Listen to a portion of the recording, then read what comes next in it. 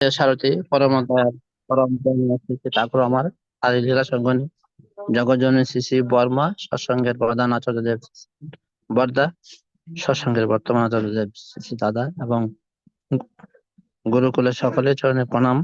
আজকের এই উপস্থিত অনলাইন অধিবেশনে দাদা মায়েরা সকলকে আমার আনন্দিত জয়গুরু।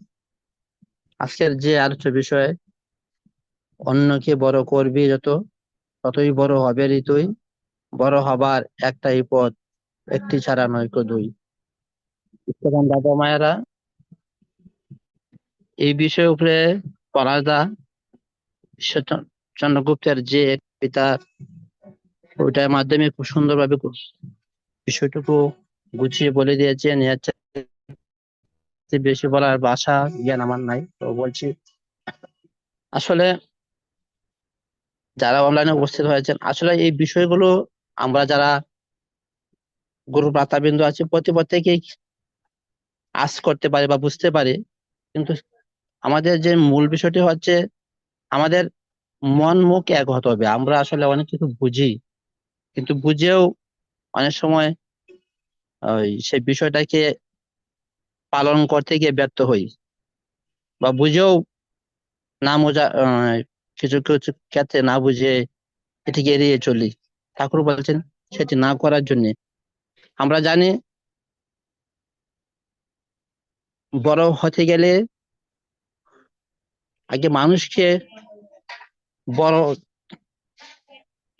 বড় ভাবতে হবে, বড় মাপের দৃষ্টিভঙ্গিতে প্রত্যেকটি মানুষকে শ্রদ্ধা এবং সম্মান করতে হবে, প্রত্যেকের কথা শুনতে হবে, এবং যা করলে প্রত্যেকের মঙ্গল হয় সেই কাজটি করতে হবে।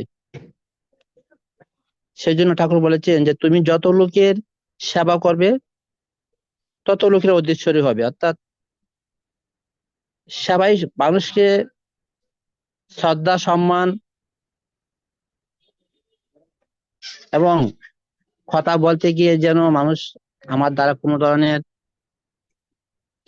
ক্ষতিগ্রস্ত না হয়, তার মনে যেন ব্যথা না লাগে, এইটুকু যদি আমি বুঝে চলতে পারি, মানুষকে যেন মানুষ হিসেবে মূল্যায়ন করতে শিখে, এইটুকু বোধ নিয়ে যদি চলতে পারি, তাহলে প্রতিটা মানুষই তখন দেখা যাচ্ছে তাকেও সে মূল্যায়ন করবে। আমার মনে হয় এইটুকু বুঝে চলতে পারলে ঠাকুরের এই বাণীটি যথাযথ সার্থক হয়ে উঠবে। আমি আজকের এই অনলাইনের দাদাদের প্রত্যেকের মঙ্গল কামনা করে আলোচনা বিষয়টি এখানে রাখছি। সবাইকে জয় করু। পলাশ দার উদ্দেশ্যে একটা কথা বলছি। আজকে ওই আপনি তো শুনছেন নতুন কমিটি হয়েছে, আপনিও সেই অনুষ্ঠানে স্বতঃস্ফূর্ত অংশগ্রহণ রাখবেন। প্রত্যেকের কাছে কিন্তু আপনার কাছে যোগাযোগ হবেই। তো আপনিও আশীর্বাদ করবেন যাতে সুন্দরভাবে এই অনুষ্ঠানটি, দুটা উৎসব সুন্দরভাবে হয়। আপনি দূরে থাকলেও আপনি আমাদের প্রত্যেকের অন্তরে আছেন। আপনার জন্য শুভকামনা রইল। জয় গুরু। জয়গুরু জয়গুরু আমাদের অসীম দা। অবশ্যই অবশ্যই আমি